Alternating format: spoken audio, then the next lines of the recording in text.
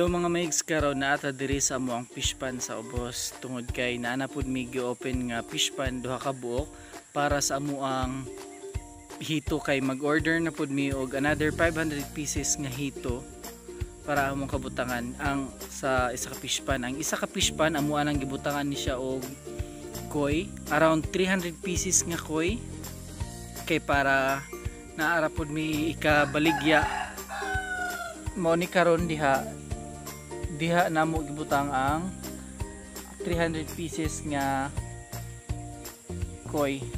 Og dito sa ubos kato blanco pa to siya, tubig pa to dito, gipa awas sa ang tubig aron malimpyo kay para kabutangan sa 500 pieces nga mabutay nga hito.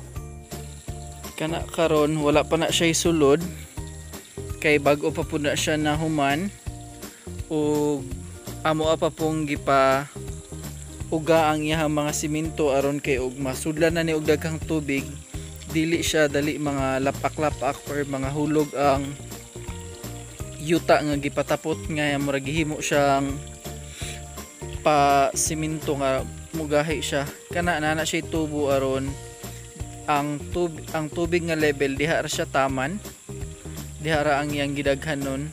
Ug kanang naitubo po diha sa isa sa ubos, ang purpose ana niya is during pang harvesting na siya sa amo ang isda, so i-drain lang namo ang tubig diretso. Diri mo po na siya kanang tulo ka tubo, gikan po na siya sa taas kay para mo mag-support sa tubig nato aning fish pan nga gikan pud gihapon na siya sa babaw. Na siya karon ang atong fish pan nga naay koi,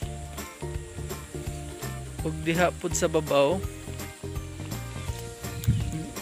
kabantay mo nang green gibutangan pud namo na siya og water lily nga gagmay kay para ang among tilapia naaray makaon kay daghan na kayong tilapia, so para naarapod sila makaon.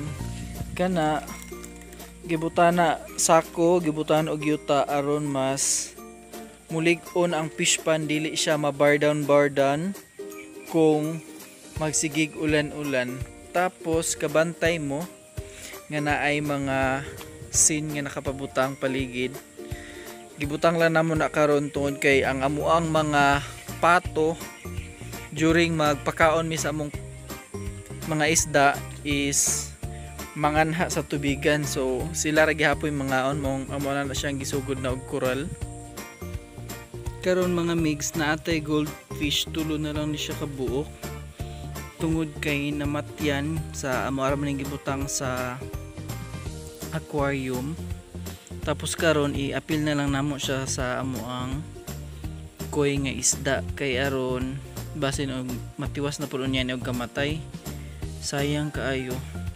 Ato na gasige ra og burn out diri sa mua, dili ma igo nga ikasupply ang kuan ang iyang pagpagana sa tubig. So karon amo na lang ni siya ibutang diri aron dili ra pud mahurot og kamatay, masayang.